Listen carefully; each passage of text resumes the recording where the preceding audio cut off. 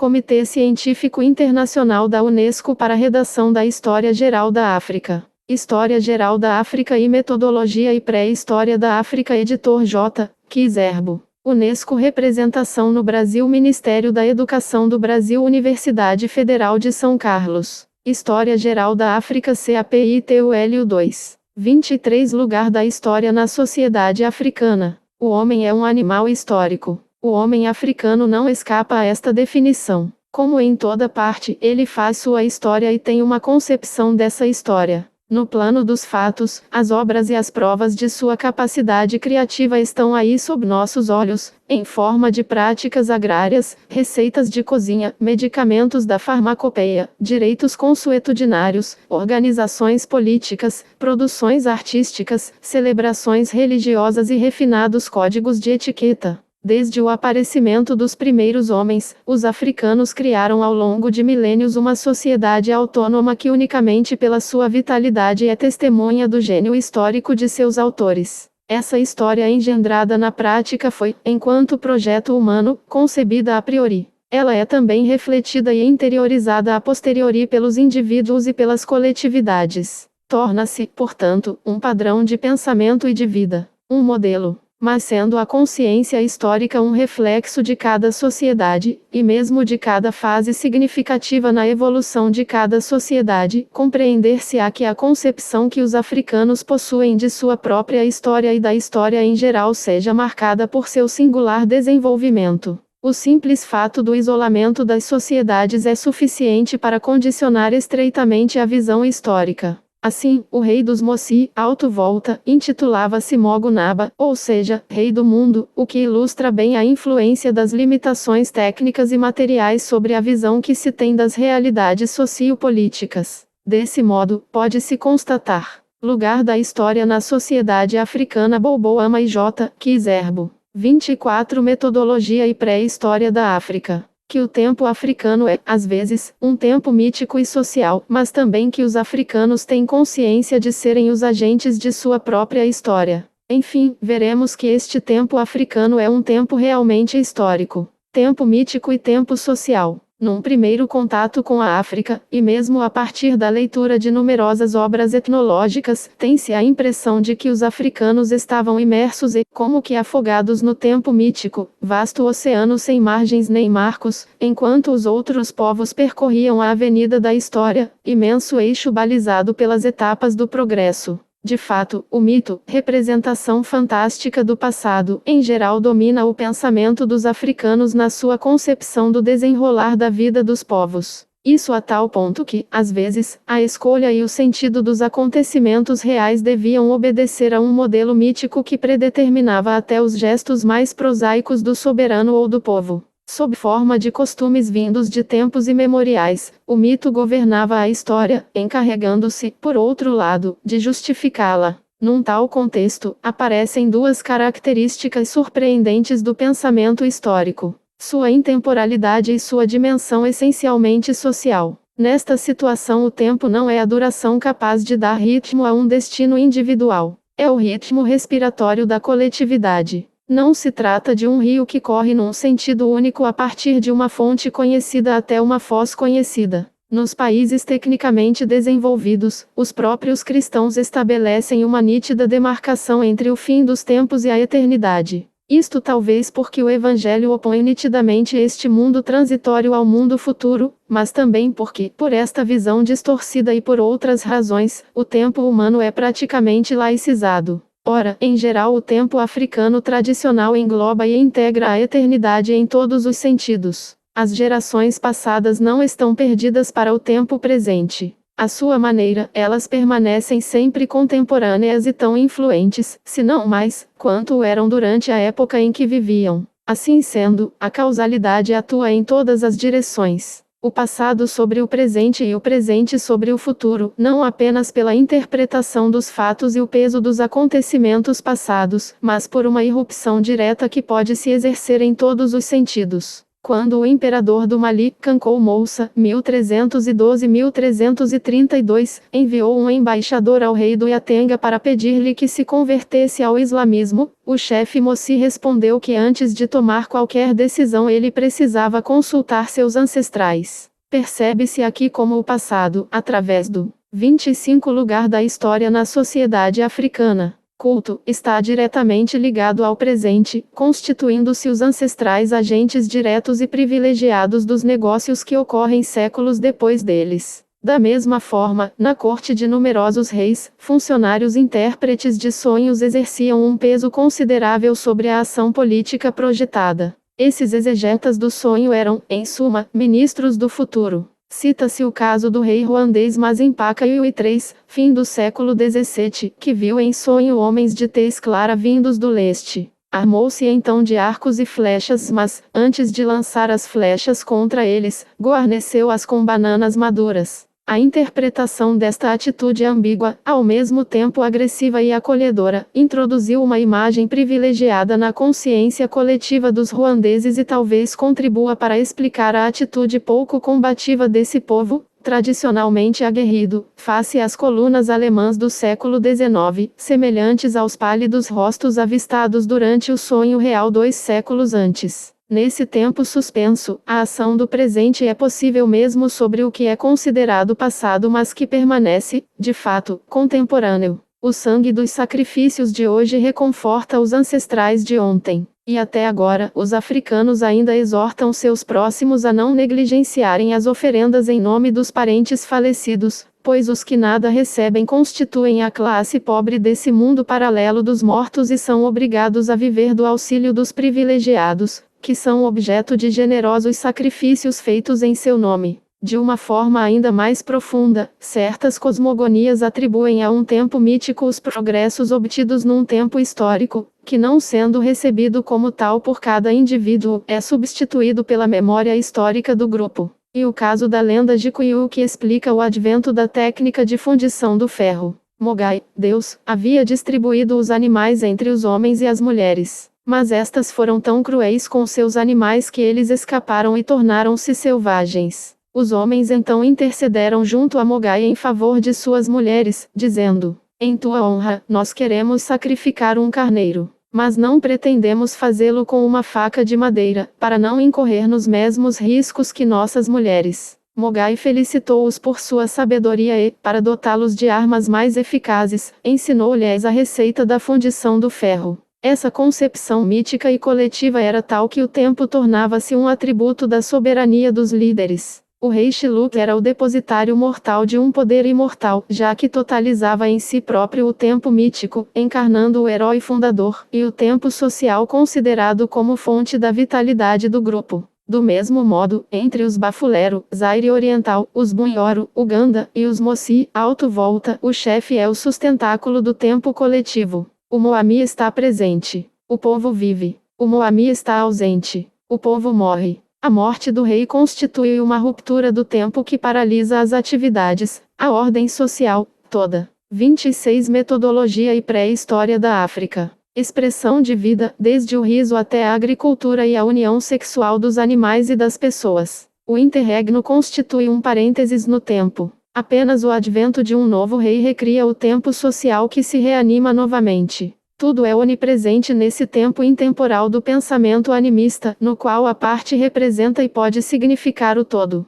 Como os cabelos e unhas que se impede de caírem nas mãos dos inimigos por medo de que estes tenham poder sobre a pessoa. De fato, é preciso atingir uma concepção geral do mundo para entender a visão e o significado profundo do tempo entre os africanos. Veremos então que no pensamento tradicional, o tempo perceptível pelos sentidos não passa de um aspecto de um outro tempo vivido por outras dimensões da pessoa. Quando vem a noite e o homem se estende sobre sua esteira ou sua cama para dormir, é o momento que seu duplo escolhe para partir, para percorrer o caminho seguido pelo homem durante o dia, frequentar os lugares que ele frequentou e refazer os gestos e os trabalhos que ele realizou conscientemente durante a vida diurna. É no curso dessas peregrinações que o duplo se choca com as forças do bem e do mal, com os bons gênios e com os feiticeiros devoradores de duplos ou cerco, em língua Songhai e Zarma. É no duplo que reside a personalidade de cada um. O Songhai diz que o BA, duplo, de um homem é pesado ou leve, querendo significar que sua personalidade é forte ou frágil. Os amuletos têm como finalidade proteger e reforçar o duplo. E o ideal é chegar a confundir-se com o próprio duplo, a fundir-se nele até formar uma só entidade, que ascende assim a um grau de sabedoria e de força sobre-humano.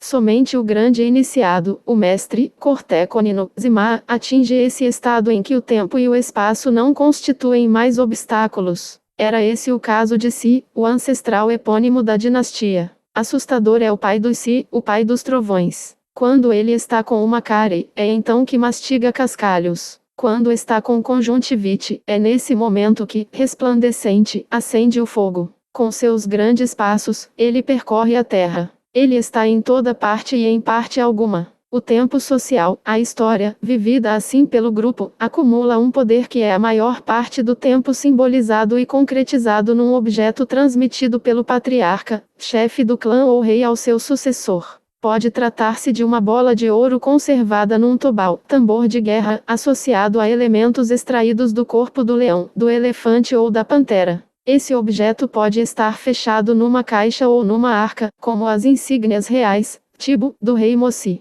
Entre os Songhais arma é uma haste de ferro afiada numa das extremidades. Já entre os Sorco do antigo Império de Gao é um ídolo em forma de um grande peixe provido de uma argola na boca. Entre os ferreiros, é uma forja mítica que às vezes, durante a noite, torna-se rubra para expressar sua cólera. A transferência desses 27 lugar da história na sociedade africana. Figura 2 uma estatueta em bronze representando o poder dinástico dos Songhai, Terra Níger, Col. A. Salifou. 28 Metodologia e pré-história da África. Objetos é que constituía a devolução jurídica do poder.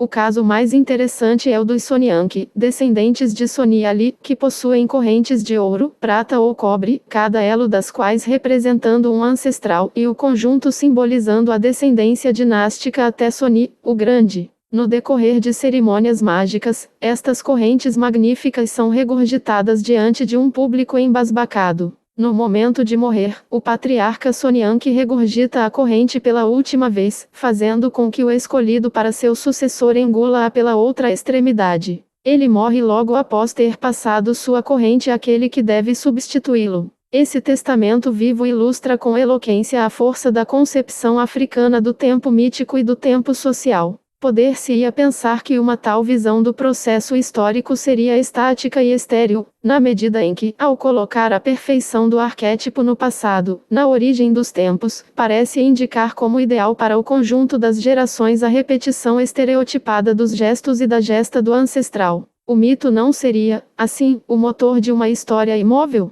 Ficará claro mais adiante que não podemos nos ater unicamente a esse enfoque do pensamento histórico entre os africanos. Por outro lado, o enfoque mítico, é preciso reconhecê-lo, está na origem da história de todos os povos. Toda história é originalmente uma história sagrada. Do mesmo modo, esse enfoque acompanha o desenvolvimento histórico, reaparecendo de tempos em tempos sob formas maravilhosas ou monstruosas. Entre elas está o mito nacionalista, que faz com que um determinado chefe de Estado contemporâneo se dirija ao seu país como a uma pessoa viva, e o mito da raça, sob o regime nazista, concretizado por rituais cujas origens remontam a um passado longínquo, que condenou milhões de pessoas ao Holocausto. Os africanos têm consciência de ser os agentes de sua história? Certamente, durante alguns séculos o homem africano teve razões de sobra para não desenvolver uma consciência responsável. Excessivas imposições exteriores e alienantes domesticaram-no a tal ponto que mesmo quando ele vivia longe da costa onde se dava o aprisionamento de escravos e da área de influência do comandante branco, ele guardava num canto qualquer de sua alma a marca aniquiladora da escravidão.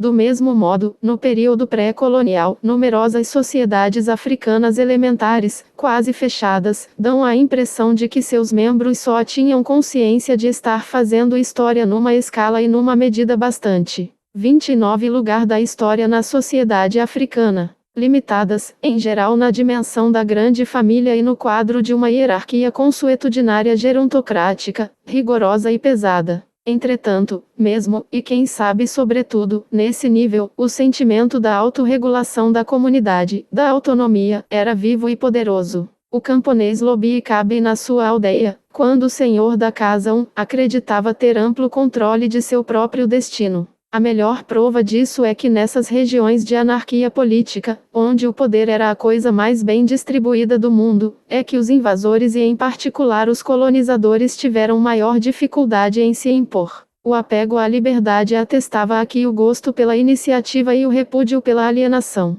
Em compensação, nas sociedades fortemente estruturadas, a concepção africana de chefe dá a este último um espaço exorbitante na história dos povos dos quais ele literalmente encarna o projeto coletivo. Assim, não é de admirar que a tradição relembre toda a história original dos Malinke no elogio a Sundiata. O mesmo acontece com Soni Ali entre os Songhai da curva do Níger. Isto não significa, em absoluto, um condicionamento ideológico que destrói o espírito crítico, ainda que, nas sociedades em que o único canal de informações é a via oral, as autoridades que controlam uma sólida rede de griotes praticamente monopolizem a difusão da verdade oficial. Mas os griotes não constituíam um corpo monolítico e nacionalizado. Por outro lado, a história mais recente da África pré-colonial demonstra que a posição dedicada aos líderes africanos nas representações mentais das pessoas provavelmente não é superestimada. É o caso, por exemplo, de Shaka, que realmente forjou a nação Zulu na tormenta dos combates. O que os testemunhos escritos e orais permitem perceber da atuação de Shaka deve ter se reproduzido várias vezes durante o desenvolvimento histórico africano.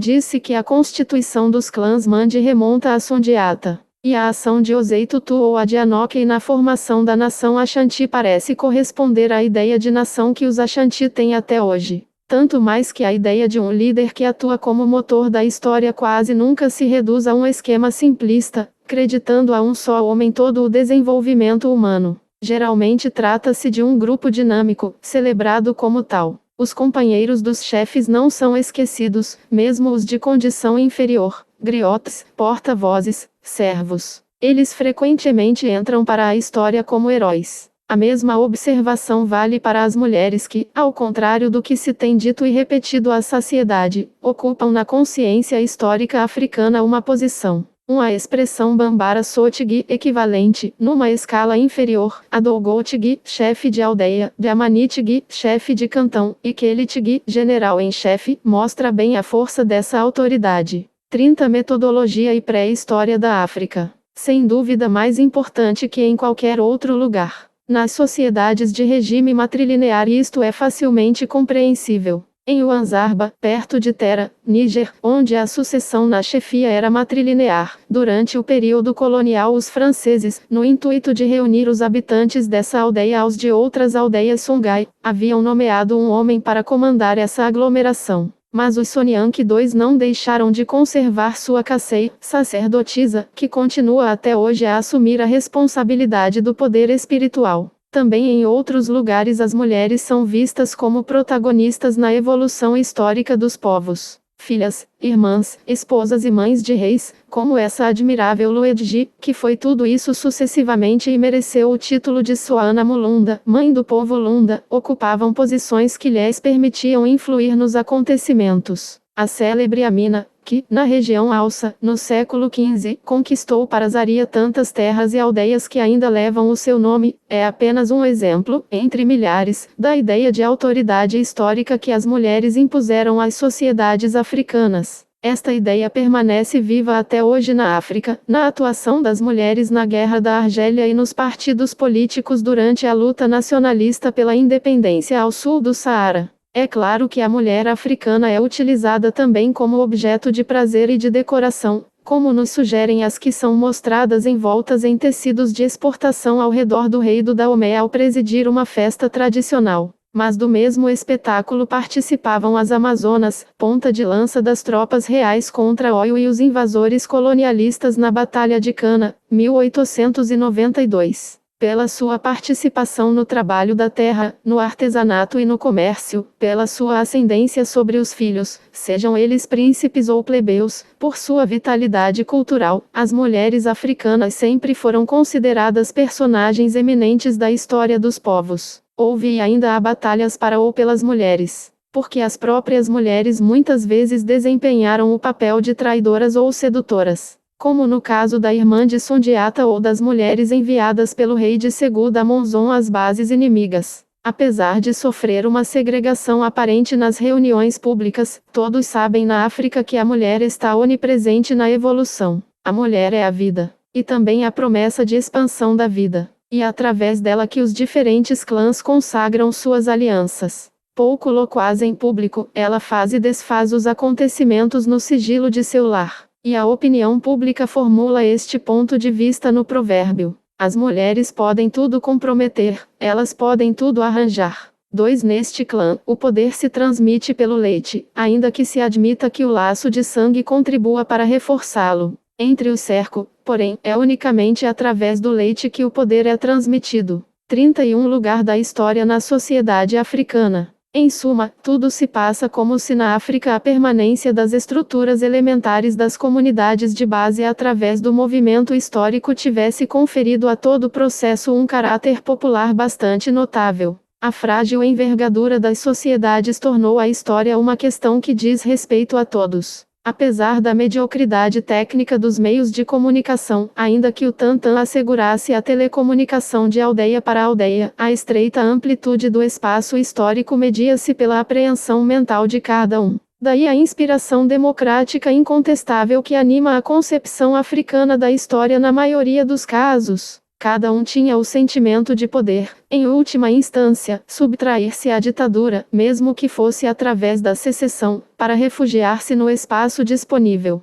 O próprio Chaka passou por essa experiência no fim de sua carreira. Este sentimento de fazer a história mesmo na escala microcósmica da aldeia, assim como a sensação de ser somente uma molécula na corrente histórica criada pelo rei visto como demiurgo, são muito importantes para o historiador, porque constituem em si mesmos fatos históricos e porque contribuem por sua vez para criar a história. O tempo africano é um tempo histórico. O tempo africano pode ser considerado um tempo histórico? Alguns afirmam que não, sustentando que o africano só concebe o mundo como uma reedição estereotipada do passado. Ele não passaria então de um incorrigível discípulo do passado repetindo a todo mundo. Foi assim que os ancestrais fizeram, para justificar todas as suas ações e seus gestos. Se fosse assim, Ibn Battuta só teria encontrado no lugar do Império do Mali comunidades pré-históricas vivendo em abrigos cavados nas rochas e homens vestidos com peles de animais. O próprio caráter social da concepção africana da história lhe dá uma dimensão histórica incontestável, porque a história é a vida crescente do grupo. Ora, deste ponto de vista pode-se dizer que para o africano o tempo é dinâmico. Nem na concepção tradicional, nem na visão islâmica que influenciará a África, o homem é prisioneiro de um processo estático ou de um retorno cíclico. Evidentemente, na ausência da ideia do tempo matemático e físico contabilizado pela adição de unidades homogêneas e medido por instrumentos confeccionados para esse fim, o tempo permanece um elemento vivido e social. Nesse contexto, porém, não se trata de um elemento neutro e indiferente. Na concepção global do mundo, entre os africanos, o tempo é o lugar onde o homem pode, sem cessar, lutar pelo desenvolvimento de sua energia vital. Tal é a dimensão principal. 32 Metodologia e pré-história da África. Do animismo 3 africano em que o tempo é o campo fechado e o mercado no qual se confrontam ou negociam as forças que habitam o mundo. Defender-se contra qualquer diminuição de seu ser, desenvolver a saúde, a forma física, a extensão de seus campos, a grandeza de seus rebanhos, o número de filhos, de mulheres, de aldeias, este é o ideal dos indivíduos e das coletividades. E essa concepção é incontestavelmente dinâmica. Os clãs Serko e Sonyanke, Níger, são antagonistas. O primeiro, que representa o passado e tenta reinar sobre a noite, ataca a sociedade. O segundo, ao contrário, é o mestre do dia. Representa o presente e defende a sociedade. Esse simbolismo é eloquente em si. Mas vejamos uma estrofe significativa da invocação mágica entre os Songhai. Não é da minha boca, é da boca de A que o deu a B, que o deu a C, que o deu a D, que o deu a I, que o deu a F, que o deu a mim, que o meu esteja melhor na minha boca que na dos ancestrais. Existe assim no africano uma vontade constante de invocar o passado, que constitui para ele uma justificação. Mas esta invocação não significa o imobilismo e não contradiz a lei geral da acumulação das forças e do progresso. Daí a frase, que o meu esteja melhor na minha boca que na dos ancestrais. O poder na África negra se expressa em geral por uma palavra que significa a força 4. Esta sinonímia assinala a importância que os povos africanos outorgam à força e mesmo à violência no desenrolar da história. Mas não se trata simplesmente da força material bruta. Trata-se da energia vital que reúne uma polivalência de forças, que vão da integridade física à sorte e à integridade moral. O valor ético é considerado, na verdade, como uma condição sine qua non do exercício benéfico do poder. A sabedoria popular é testemunha dessa ideia e em numerosos contos coloca em cena chefes despóticos que são punidos no final, extraindo assim literalmente desse fato a moral da história. O Tariq. 3. O animismo, ou ainda melhor, a religião tradicional africana, caracteriza-se pelo culto devotado a Deus e às forças dos espíritos intermediários. 4. Fanga, em Bambara, Panga, em Mori, Pan, em Samo. 33. Lugar da história na sociedade africana. Al-Sudã e o Tariq el-Fatah não poupam elogios aos méritos de Al-Ajjaskia Muhammad. É verdade que havia interesses materiais em jogo. Mas sistematicamente as virtudes desse príncipe são relacionadas à sua fortuna. Belo Muhammad pensa da mesma forma e convida Yacoub Baouti a meditar sobre a história do Império Songhai. Foi graças à sua justiça que Askia Muhammad não apenas manteve como também reforçou a herança de Soni Ali. E foi quando os filhos de Askia se afastaram da justiça do Islã que seu império se desarticulou, dividindo-se em múltiplos principados impotentes. Para o filho de Usman Dan Fodio, o mesmo princípio vale para seu próprio governo. Olhe para o passado, para todos aqueles que comandaram antes de nós. Havia antes de nós dinastias milenares no território Hausa. Nelas, muitos povos tinham adquirido grandes poderes que desmoronaram porque estavam distanciados de sua base fundada na justiça, de seus costumes e tradições, alterados pela injustiça. Quanto a nós, nossa força, para que seja duradoura, deve ser a força da verdade e a do islamismo. Para nós, o fato de ter matado em Unfa, destruído a obra de Nafata, de Abarchi e de Bawas Angorzo 5 pode impressionar as gerações atuais mesmo fora da influência do Islã. Mas as que virão depois de nós, não mais perceberão isso. Elas julgar-nos-ão pelo valor das organizações que lhes tivermos deixado, pela força permanente do islamismo que tivermos estabelecido, pela verdade e justiça que tivermos sabido impor ao Estado. Esta visão elevada do papel da ética na história não provém somente das convicções islâmicas do líder de Sokoto. Nos meios animistas também existe a ideia de que a ordem das forças cósmicas pode ser alterada por procedimentos imorais e que o desequilíbrio resultante só pode ser prejudicial ao seu autor. Esta visão do mundo em que os valores e exigências éticas são parte integrante da própria organização do mundo pode parecer mítica, mas ela exercia uma influência objetiva sobre o comportamento dos homens e particularmente sobre diversos líderes políticos da África. Nesse sentido, pode-se dizer que se a história é, em geral, justificação do passado, ela é também exortação do futuro. Nos sistemas pré-estatais, a autoridade moral que afiançava ou corrigia eventualmente a conduta dos negócios públicos era assumida por sociedades especializadas, às vezes secretas, tal como o Ulu do povo Senolfo ou o Poro da Alta Guiné. Essas sociedades constituíam muitas vezes poderes paralelos encarregados de desempenhar o papel de recurso à parte do sistema estabelecido. Mas elas, 5 príncipes do Gobir, 34 Metodologia e pré-história da África, acabavam às vezes substituindo clandestinamente o poder constituído. Elas apareciam assim às pessoas como centros ocultos de decisão, que confiscavam ao povo o controle de sua própria história. Nesse tipo de sociedade, a organização em classes etárias é uma estrutura de primeira importância no encaminhamento da história do povo. Essa estrutura, na medida em que está estabelecida a partir de uma periodicidade conhecida, permite reconstituir a história dos povos até o século XVIII, mas desempenhava também uma função específica na vida das sociedades. De fato, mesmo nas coletividades rurais que desconheciam maiores inovações técnicas e eram, consequentemente, bastante estáveis, os conflitos de gerações não estavam ausentes. Era necessário então assumi-los, por assim dizer, ordenando o fluxo das gerações e estruturando as relações entre elas para evitar que degenerassem em conflitos violentos resultantes de bruscas mutações. A geração engajada na ação delega um de seus membros à geração de jovens que a sucede. O papel desse adulto não é o de aplacar a impaciência dos jovens, mas de canalizar a fúria irrefletida que poderia ser nefasta ao conjunto da coletividade ou que, na melhor das hipóteses, prepararia mal os interessados para assumir suas responsabilidades públicas. 6. A consciência do tempo passado era muito viva entre os africanos. No entanto, esse tempo que tem um grande peso sobre o presente não anula o dinamismo deste, como testemunham numerosos provérbios. A concepção do tempo tal como a detectamos nas sociedades africanas não é, com certeza, inerente ou consubstancial a uma espécie de natureza africana.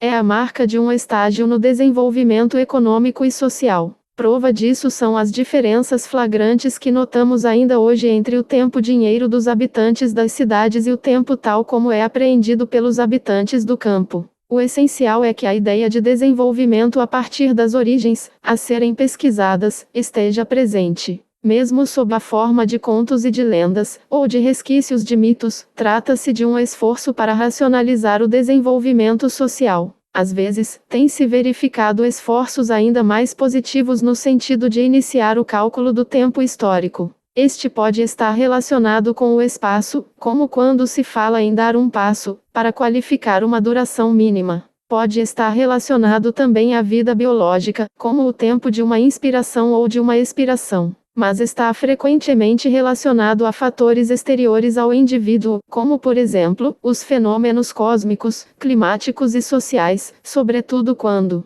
6. Por exemplo, entre os Aladian de Moussou, perto de Abidjan, a organização por gerações, em número de 5, cada uma reinando 9 anos, permanece em vigor inclusive para tarefas de tipo moderno. Construção, festa de formatura ou de promoção. 35. Lugar da história na sociedade africana. Eles são recorrentes. Na savana sudanesa, entre os adeptos das religiões africanas tradicionais, geralmente conta-se a idade pelo número das estações chuvosas. Para indicar que um homem é idoso, fala-se do número de estações das chuvas que ele viveu ou, através de uma imagem, que ele bebeu muita água. Também foram elaborados alguns sistemas de cálculo mais aperfeiçoados. 7. Mas o passo decisivo nesse campo só será dado pela utilização da escrita. Ainda que a existência de uma classe letrada absolutamente não garanta a tomada de consciência de uma história coletiva por parte de todo o povo, ela ao menos permite estabelecer pontos de referência que organizam o curso do fluxo histórico.